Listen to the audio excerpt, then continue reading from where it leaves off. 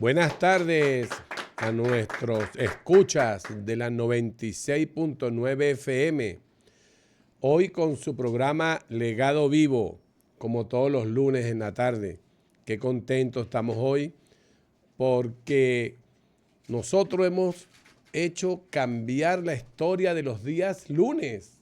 Lunes en la tarde, lunes cuando usted vuelve a casa y prende en su vehículo y nos escucha.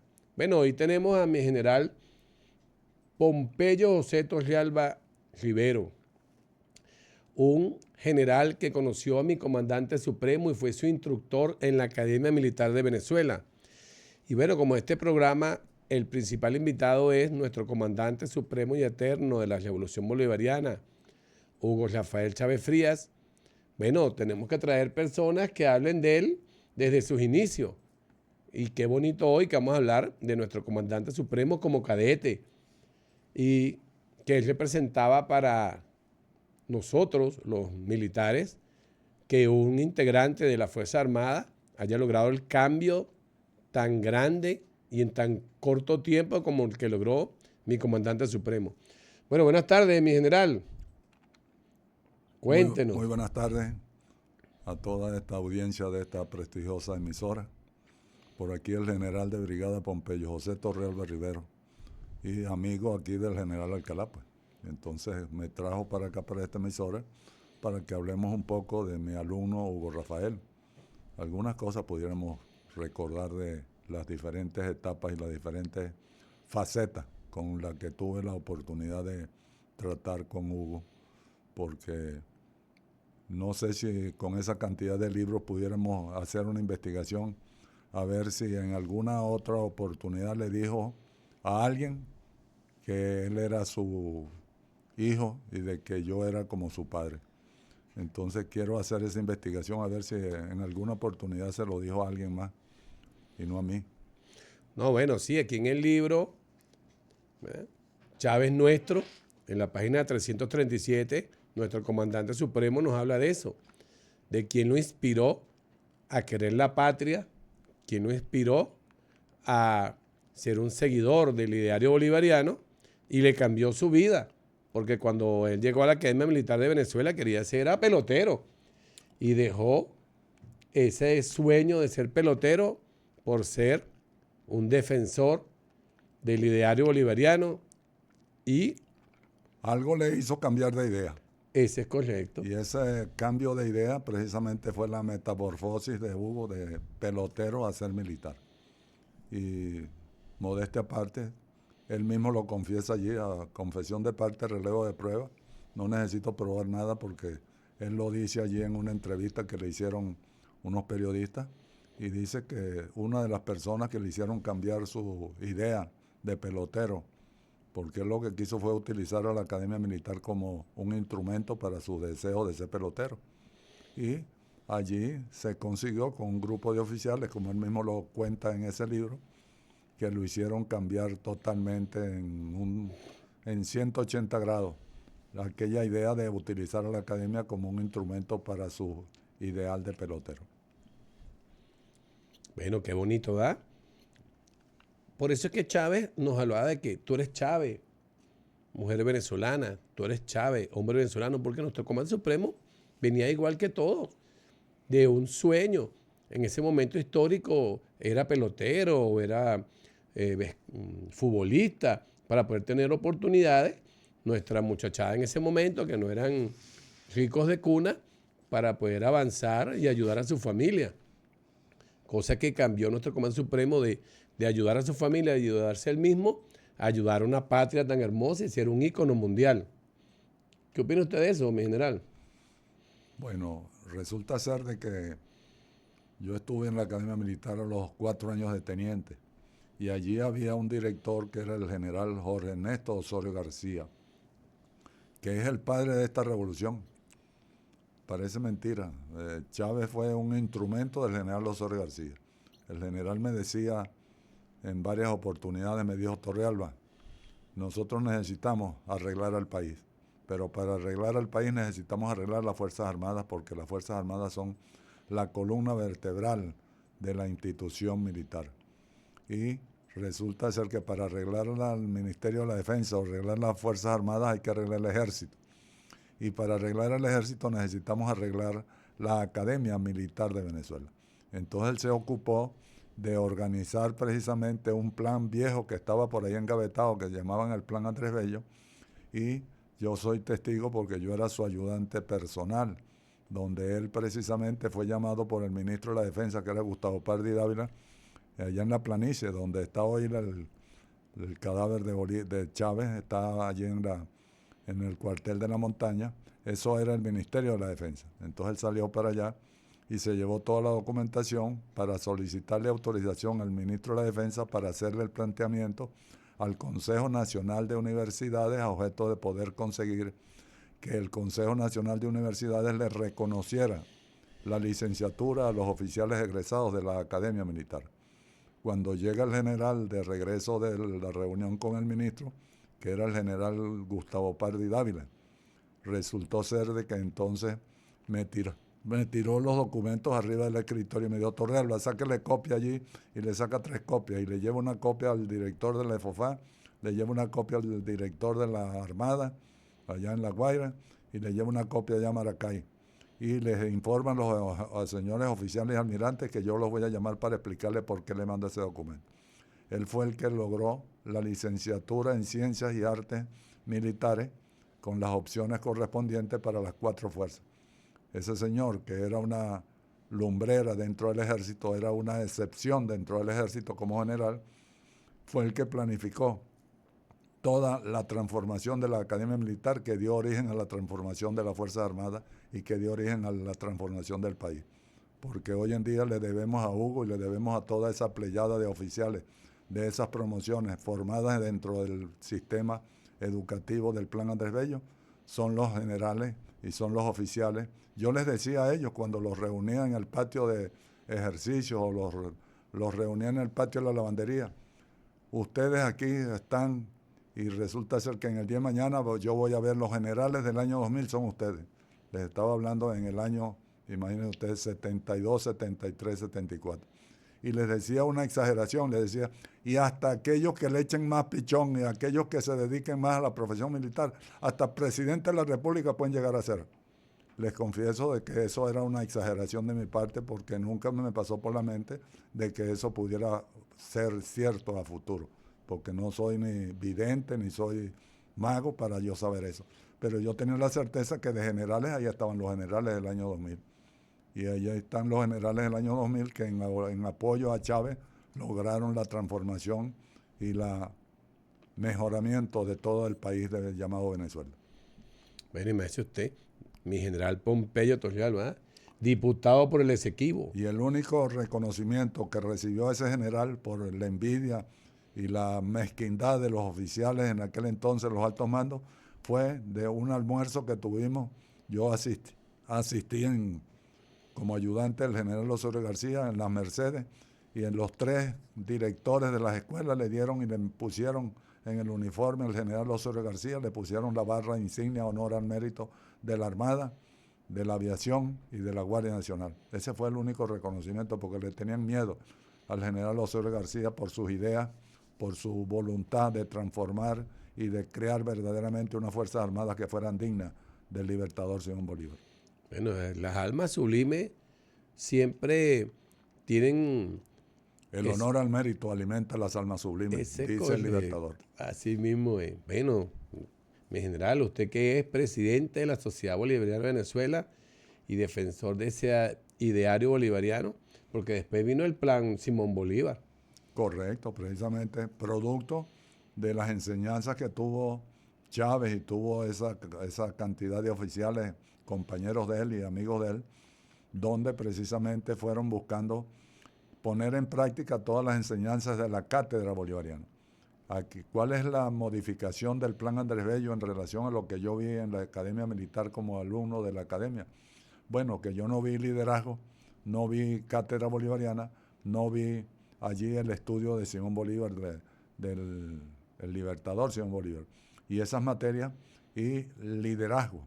Entonces esas materias introducidas en el nuevo plan de estudio de la Academia Militar generaron una nueva pleyada de oficiales, tal como lo es usted y tal como lo son una cantidad de oficiales que hoy en día están conduciendo al país de una u otra manera, ayudando al presidente de la República, Nicolás Maduro, a que se cumplan los deseos de mejoramiento de un país que necesita una total transformación a objeto de que podamos salir adelante. Bueno, qué emocionante, ¿no? Escuchamos a mi general Pompeyo y nos emocionamos, nos llenamos de energía, nos llenamos de patria. Pensar que siempre esos grandes cambios lo logran seres humanos sublimes, que sus intereses personales pasan a un lado y los intereses de la patria y esa manera de servir son tan importantes. Bueno, y usted, 37 años defendiendo el Esequibo, 39 años. 39 años. Desde el día 19 de junio del año 1986, cuando hice el juramento, un juramento que no se lo hice yo a nadie, sino delante de un espejo me lo hice yo mismo. Yo hice un juramento de no descansar hasta que me muera, será necesario, para recuperar lo que es nuestro por la historia, por la razón y por la justicia. Y eso comenzó precisamente cuando estaba en Upata, de manera tal de que hay un dicho que dice que a la tercera va la vencida. La primera vez que yo escuché hablar del Esequibo fue precisamente en Brasil, haciendo cursos de comando y de Estado Mayor en Brasil, desde enero del año 82 hasta diciembre, 17 de diciembre del año 83, cuando regresé a Venezuela. Y conseguí en el comando del ejército un oficial general que se enamoró de mí, sería porque en vez de ayudarme, lo que hizo fue darme un batazo y me mandó para la selva. Cosa que le quería yo agradecer, pero estuve buscándolo para agradecérselo. Luis Espinal Vázquez. Resulta ser que ese señor era director de personal del ejército y ordenó que me mandaran lo más lejos posible de Caracas. Hasta le falté el respeto en una oportunidad, porque le dije, si yo hubiera sabido que me iban a mandar para Upata, me hubiera venido por Santa Elena de Guairén en vez de venirme para Caracas, porque me quedaba más cerca. Me quedaba más cerca por allá para irme para Upata. Y entonces allí ocurrieron dos hechos más también cuando regresé de Brasil. Una donde todo un señor llamado Aber John Nicholas Melvin, oriundo y nacido en el Esequibo.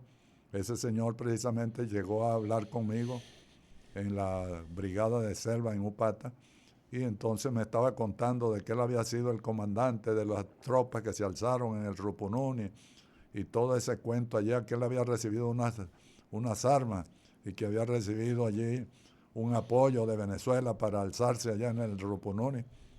Y eso me entró por un oído y me salía por el otro, porque yo no sabía nada del Esequibo. Y entonces cuando él se dio cuenta de que precisamente yo no sabía nada, me sacó una tarjetita de su cartera que por aquí la cargo todavía. Por aquí la cargo todavía esa tarjeta. De Ever John Nicholas Melvin. Y me dijo, el día que usted quiera saber algo del Esequibo, llámeme a este teléfono. Lo localicé 18 años después que él me entregó esa carpeta, esa tarjetita. Y el último trancazo que recibí en mi ignorancia fue cuando el general José Vicente Carvajal Mesoni, que era comandante de la brigada, me designó para que lo representara en un tal comité pro rescate de la Guayana Esequiba, en Tumeremo. Y me trasladé entonces desde Upata a Tumeremo, que son 156 kilómetros. Resulta que cuando me presenté allá, los tipos, yo vi que estaban trabajando por Venezuela. Cuando hice el informe final de mi comisión, le dije al general por escrito, esa gente lo que necesitamos es ayudarlos, lo que necesitamos es apoyarlos, porque ellos están haciendo lo que nosotros como fuerza militar deberíamos estar haciendo, que era acercarnos, conocerlos, enamorarlos y después penetrarlos. Lamentablemente el tiempo ha pasado, han transcurrido casi 4 décadas y sin embargo fue el presidente Nicolás Maduro Moro quien agarró en serio, y lo que faltaba era precisamente de que hubiese una disposición del presidente de la República en serio para recuperar lo que es nuestro, recuperar lo que nos pertenece y recuperar todo aquel territorio. No queremos ni medio metro cuadrado de territorio de Guyana. Lo que queremos es el territorio que nos pertenece por la historia, por la razón y por la justicia, por cuanto ese territorio le pertenecía a la Capitanía General de Venezuela y nosotros heredamos en buena lid lo que era de la Capitanía General de Venezuela, organización que hizo el Estado español el 8 de septiembre de 1777. Por lo tanto, esa disposición política del Estado venezolano representada en el presidente de la República es lo que está haciendo de que a futuro, hoy, mañana, pasado, recuperemos lo que es nuestro. Cónchale, no lo escucha usted y entiende que estamos del lado correcto de la historia. Bueno, mi general, verdad que aparte que lo veo como mi mentor y mi amigo, y somos parte de la Sociedad Bolivariana de Venezuela, el rescate del Bolívar verdadero, no del Bolívar que iban a ver para el panteón, para estar seguro que tú eras bien muerto. Todo ese ideario de libertad y de independencia sigue vivo, gracias a que ha habido ese despertar a partir del 1999. Bueno, en el siguiente espacio vamos a recordar un poco más a nuestro comandante supremo, porque yo veo un video que usted siempre pone donde está con mi comandante supremo y usted lo está enseñando a disparar. Entonces, bueno, en el próximo espacio... Son anécdotas de anécdotas. Si usted se pone a revisarlos a los presidentes, va a conseguirse la sorpresa de que en 9 a los presidentes Hugo Chávez me nombraba a mí. Y les puedo dar la explicación y la experiencia y la anécdota de uno en particular cuando precisamente me mandó para la Cancillería, que estaría de acuerdo y acorde con lo que el presidente de la República dijo en estos días respecto a mi persona, donde precisamente Hugo Chávez le ordenó al canciller en aquel entonces, Nicolás Maduro Moro, solamente teniendo el 27 días de haber llegado a la Cancillería, y le ordenó que me llevara para allá y que me pusiera una oficina al lado de la de él.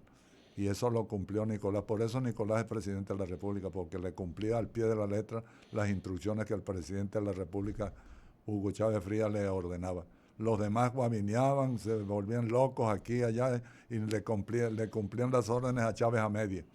Pero Nicolás Maduro le cumplía las órdenes a cabalidad, al extremo de que una cosa tan elemental y tan simple como era el que me llevara para la Cancillería el día lunes siguiente, después del día domingo, cuando hizo el aló presidente en la Academia Militar, el 3 de septiembre, día de aniversario de nuestra Academia Militar, inmediatamente al día siguiente ya me estaban llamando de Cancillería para darle cumplimiento a la orden y las instrucciones que el presidente Nicolás recibió de parte del presidente Hugo Chávez Frías.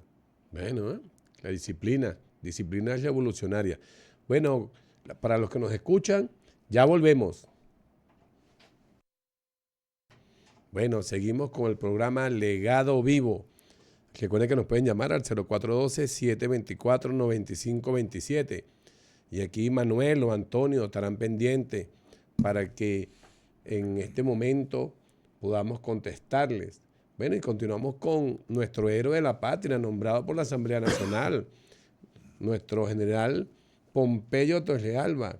General, lo escuchamos. Dígame, lo que usted quiera, les cuento la anécdota entonces. Claro, estamos aquí esperando. Bueno, precisamente yo estoy un buen día, el 3 de septiembre, ¿no?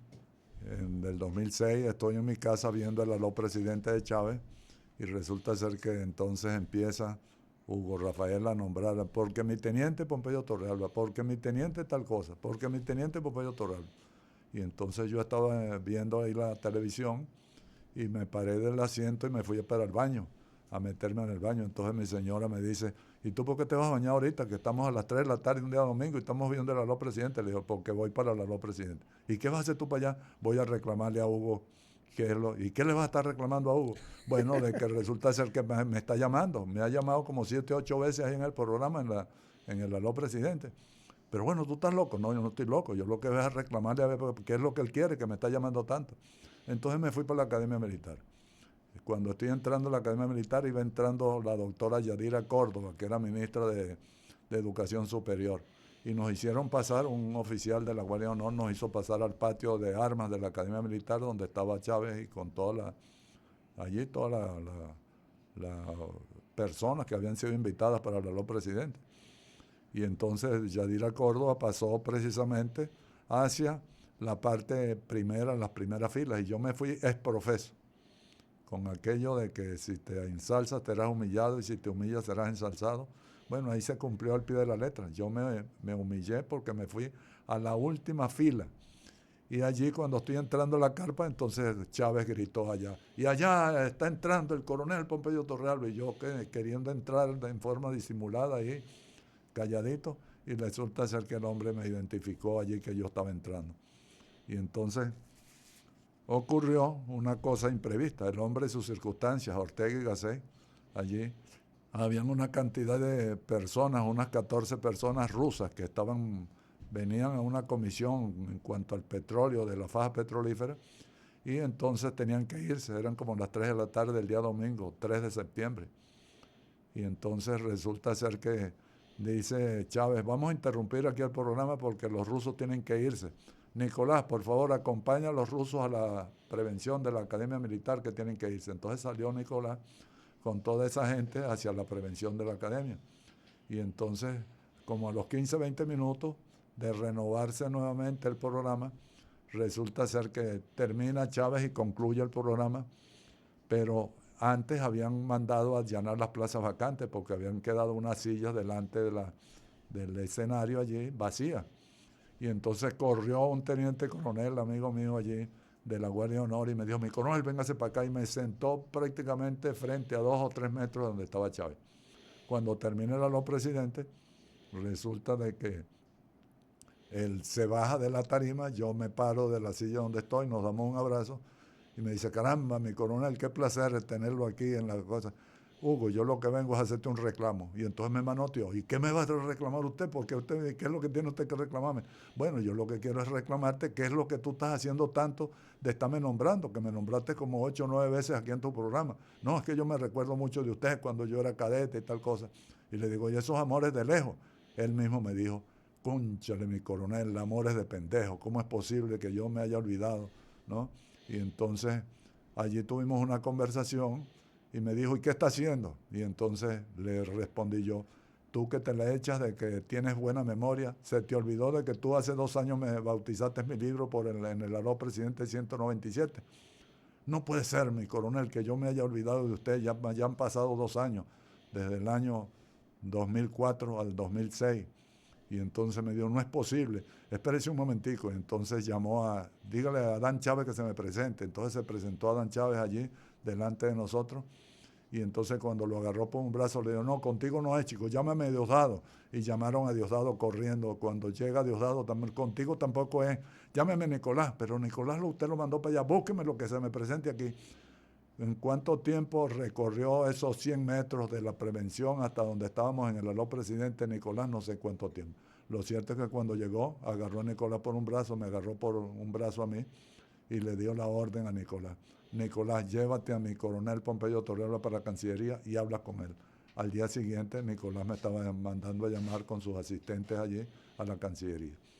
Y precisamente duré 7 años con él.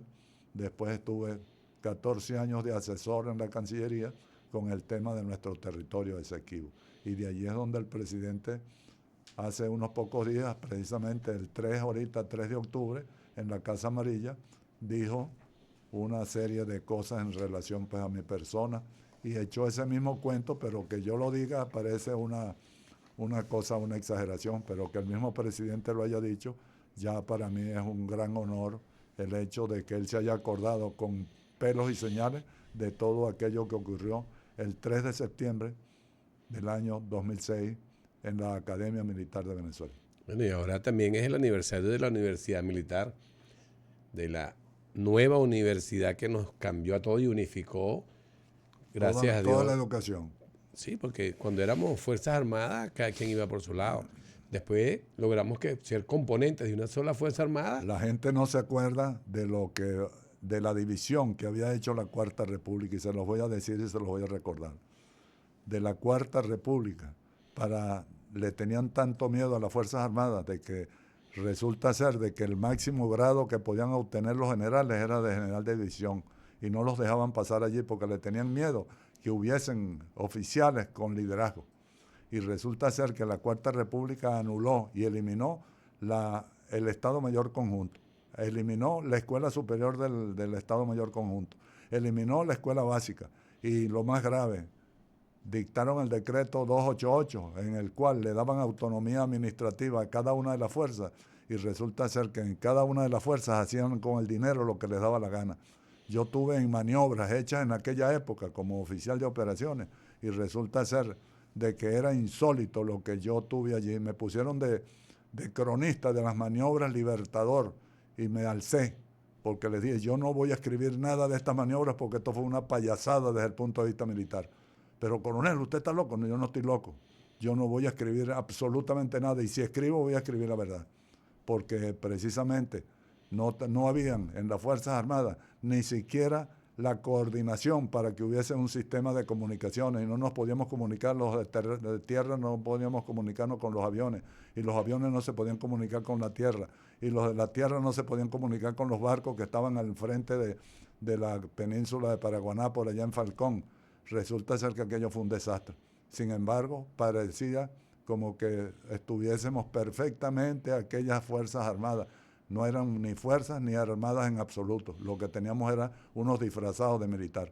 Militares los que tenemos ahora que son capaces de defender a Venezuela hasta, si es necesario, perdiendo la vida. Cónchale, qué emocionante, ¿vale?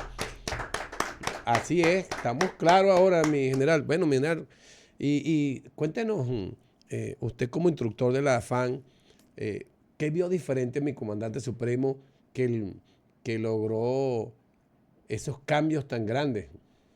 Bueno, el cambio grande fue cuando tuvieron incluidas en el programa de instrucción de la Academia Militar liderazgo, también el tema de la cátedra bolivariana, donde también se vio la transformación de lo que era precisamente el comando y eso pues fue introducido poco a poco en los oficiales y la primera promoción que recibió ese impacto fue la promoción Simón Bolívar.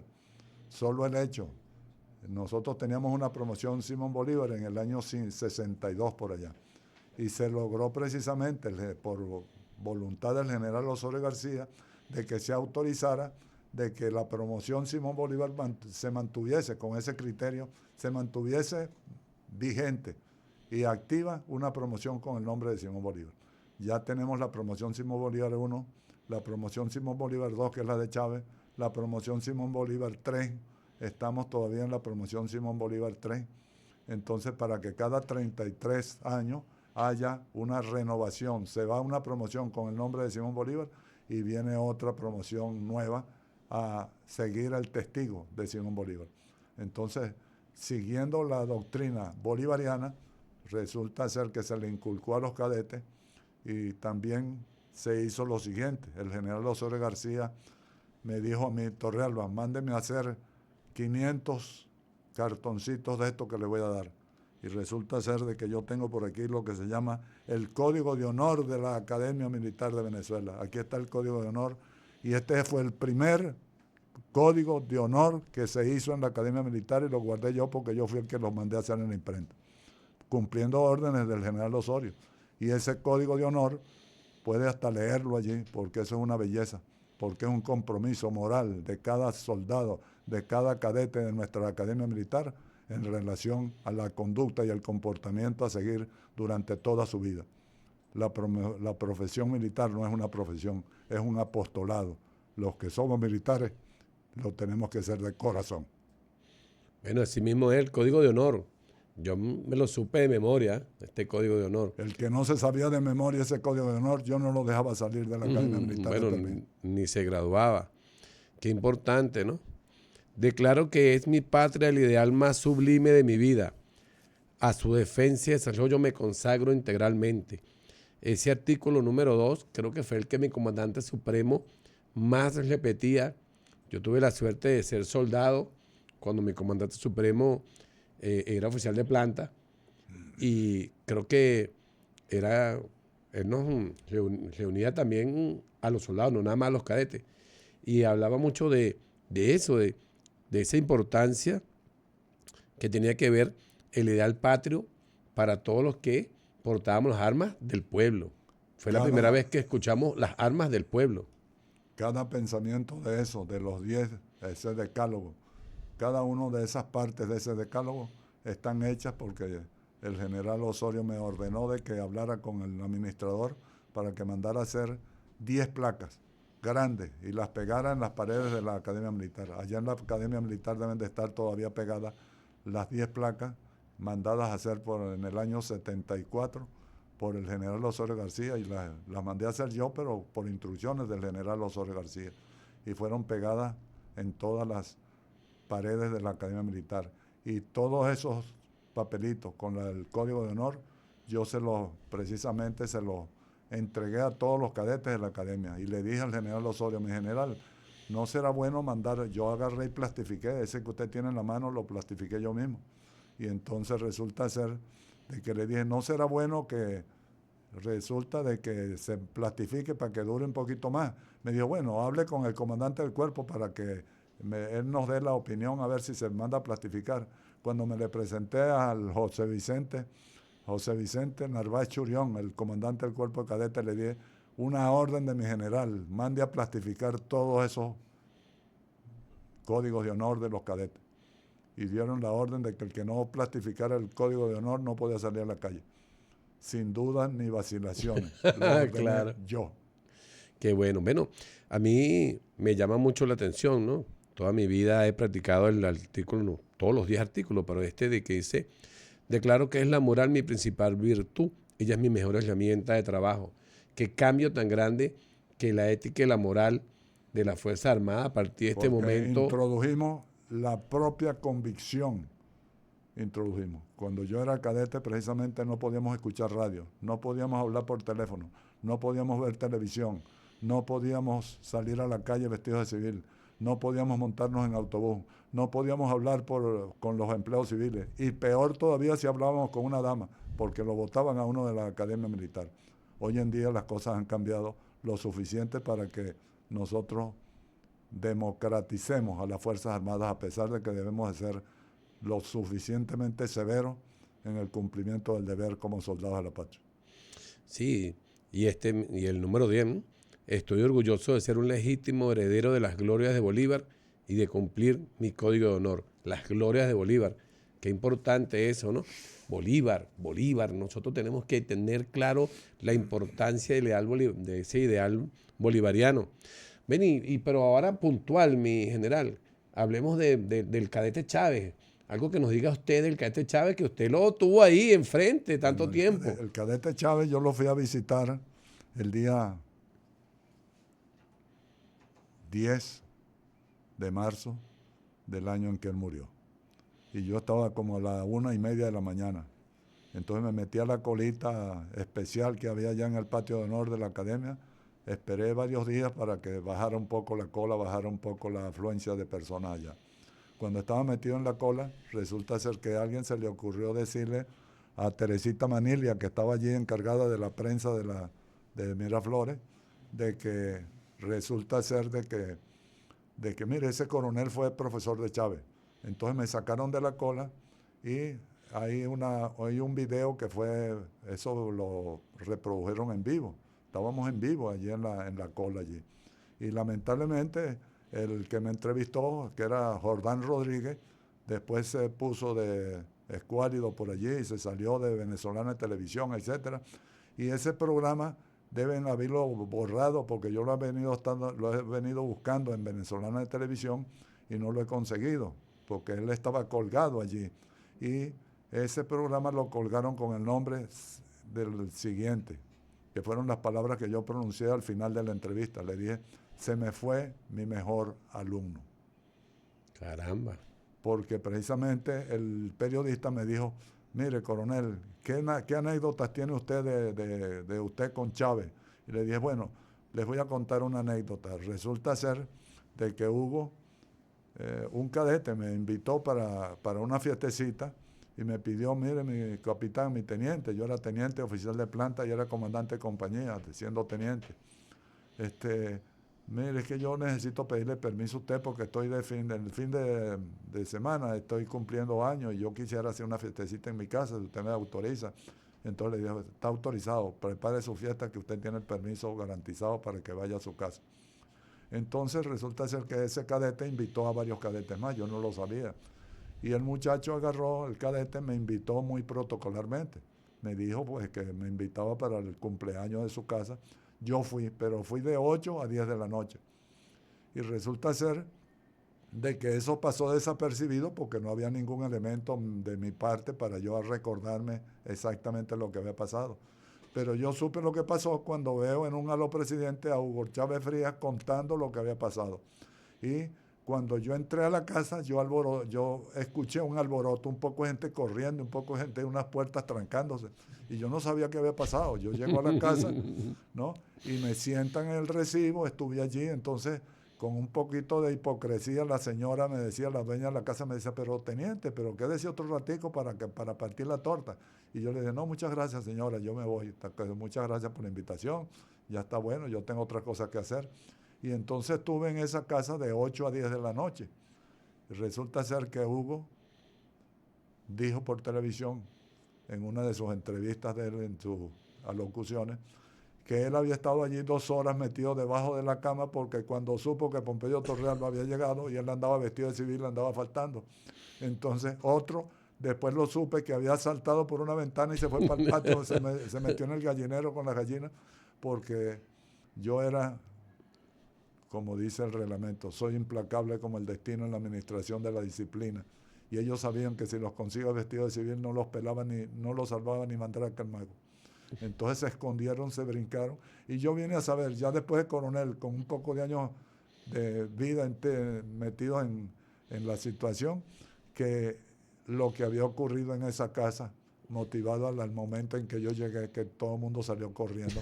Porque el dueño de la casa, bueno, estaba el muchacho que estaba cumpliendo años, estaba autorizado para vestirse civil porque estaba en su casa. Pero los 3 cadetes que estaban allí, después se graduaron, son oficiales hoy en día. Y menos Chávez, que ya está pues fallecido.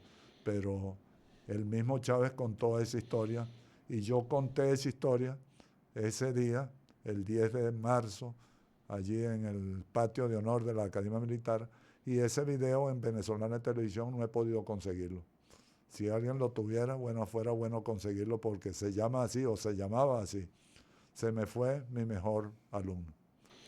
Qué importante. Nosotros, en verdad, todos los días recordamos a mi comandante supremo por eso, por eso que lo alimentaba. Y nosotros, cada uno de nosotros más bien busca vivir ese ejemplo que mi comandante supremo nos dio. De constancia. De constancia. Y bueno, usted que puede darnos una historia tan grande, tan larga de lo que es un militar. Usted ascendió a general de brigada después de ¿cuántos años? Después de 35 años que duré de coronel. Imagínese usted, qué importante, ¿no? Entonces, para despedir el programa y que los que nos escuchan, militares, no militares, milicianos, convocados por nuestro presidente Maduro para defender la patria, los que tenemos claro que la defensa integral en el principio de corresponsabilidad es para todos, denos un mensaje para todos los que nos escuchan, invocando ese amor por la patria. ¿Qué tenemos que hacer para defender la patria? Lo primero que yo diría es saber entender de que para ser importante, lo primero que hay que hacer es ser útil. Porque hay mucha gente que lo que anda tratando es de ser importante y no han sido útiles. La patria se defiende a través del ejemplo. Nosotros tenemos que dar el ejemplo porque dice un dicho y lo tenía como norma para decirlo en los patios de nuestra Academia Militar, donde les decía a mis cadetes, si la palabra convence, el ejemplo arrastra. Yo toda mi vida militar, y lo sigo siendo como lo he dicho por televisión, no estoy disfrazado de general, soy un general. Y precisamente lo primero que hay que hacer es dar el ejemplo. Si no se da el ejemplo, no somos dignos de portar un uniforme militar. Un momento tan agradable. Bueno, los dejo con el comandante de los comandantes. Nuestro comandante supremo siempre decía que con Dios y Bolívar haremos que esta patria sea digna, útil y estemos en paz. Que Dios me los bendiga.